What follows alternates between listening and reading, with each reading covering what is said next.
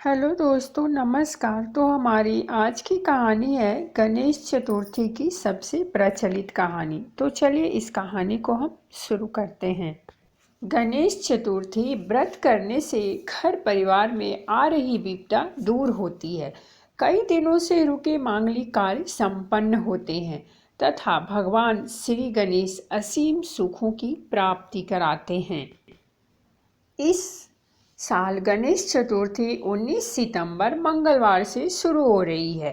इस दिन से अगले 10 दिनों तक भगवान गणेश की विधिवत पूजा करते हैं।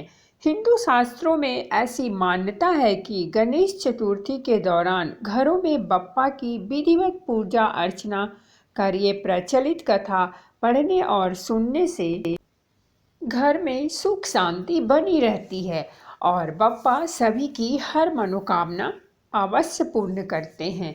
श्री गणेश चतुर्थी की कथा कुछ इस प्रकार से है। विष्णु भगवान का विवाह लक्ष्मी जी के साथ निश्चित हो गया। विवाह की तैयारी होने लगी। सभी देवताओं को निमंत्रण भेजे गए, परंतु गणेश जी को निमंत्रण नहीं दिया गया। कारण जो भी रहा हो, अब भगवान विष्णु की बारात जाने का समय आ गया। सभी देवता अपनी पत्नियों के साथ विवाह समारोह में आए। उन सब ने देखा कि गणेश जी कहीं दिखाई नहीं दे रहे हैं। तब वे आपस में चर्चा करने लगे कि क्या गणेश जी को नहीं न्योता है या स्वयं गणेश जी ही नहीं आए हैं। सभी को इस बात पर आश्चर्य होने लगा। तभी सबने विचार किया कि विष्णु भगवान से ही इसका कारण पूछा जाए। विष्णु भगवान से पूछने पर उन्होंने कहा कि हमने गणेश जी के पिता भोलेनाथ महादेव को न्योता भेजा है। यदि गणेश जी अपने पिता के साथ आना चाहते तो आ जाते। अलग से न्योता देने की कोई आवश्यकता भी नहीं थी। दूसरी बात यह है कि उनको 1.25 मन मूंग, 1.25 मन चावल, 1.25 मन घी और 1.25 मन लड्डू का भोजन दिन भर में चाहिए। यदि गणेश जी नहीं आएंगे तो कोई बात नहीं, दूसरे के घर जाकर इतनी सारी खाना पीना अच्छा भी नहीं लगता। इतनी वार्ता कर ही रहे थे कि किसी एक ने सुझाव दिया, यदि गणेश जी आ भी जाएं तो उनको द्वारपाल बनाकर बैठा देंगे कि आप घर का ध्यान रखना। आप तो चूहे पर बैठकर धीरे धीरे चलोगे तो बारात से बहुत पीछे रह जाओगे। यह सुझाव भी सबको पसंद आ गया तो विष्णु भगवान ने भी अपनी सहमति दे दी। होना क्या था कि इतने में गणेश जी वहां आ पहुंचे और उन्हें समझा बुझाकर घर की रखवाली करने बैठा दिया गया। बारात चल दी। तब नारद जी ने देखा कि गणेश जी तो दरवाजे पर ही बैठे हुए हैं। तो वे गणेश जी के पास गए और रुकने का कारण पूछा। गणेश जी कहने लगे कि विष्णु भगवान ने मेरा बहुत अपमान किया है। नारद जी ने कहा कि आप अपनी मूषक सेना को आगे भेज दें तो वह रास्ता खोद देगी, जिससे उनके वाहन धरती में धंस जाएंगे। तब आपको सम्मानपूर्वक बुलाना पड़ेगा।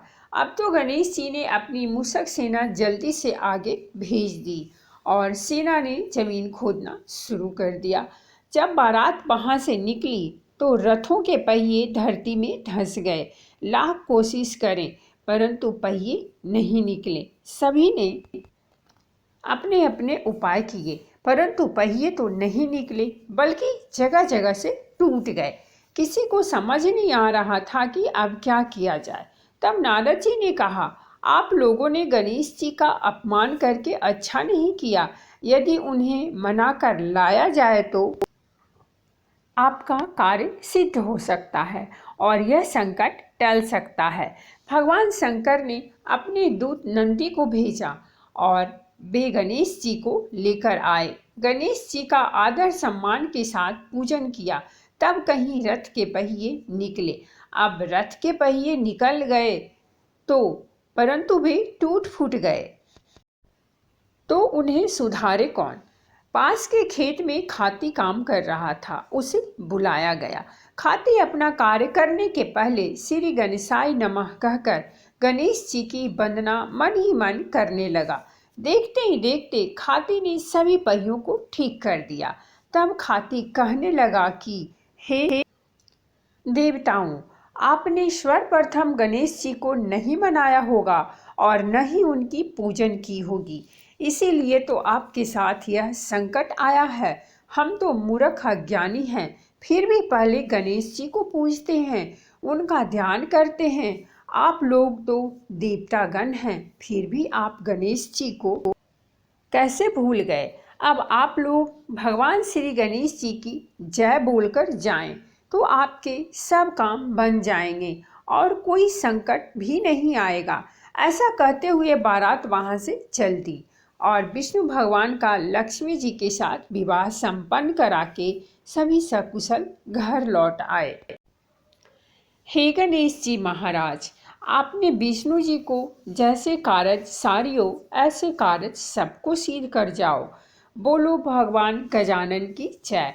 शिव पुराण में बताया गया है कि भगवान शिव ने गणेश जी को आशीर्वाद दिया है कि चतुर्थी के दिन जो तुम्हारा पूजन करेगा और रात्रि में चंद्रमा को अर्घ्य देगा, उसके तीनों ताप यानी दैहिक ताप, दैविक ताप तथा भौतिक ताप दूर होंगे।